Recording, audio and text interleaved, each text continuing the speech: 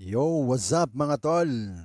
Shout out po sa lahat ng mga kusinero dyan na dating mga steward.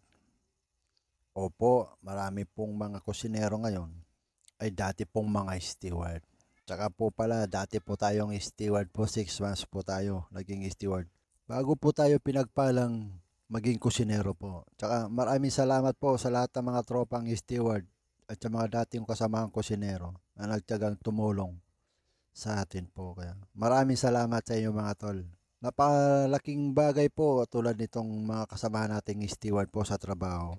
Sila po yung naglilinis at nag-aayos ng aming pwesto bago po kami makapagluto. Pinapanatili po nila yung kalinisan at kaayusan sa aming pwesto.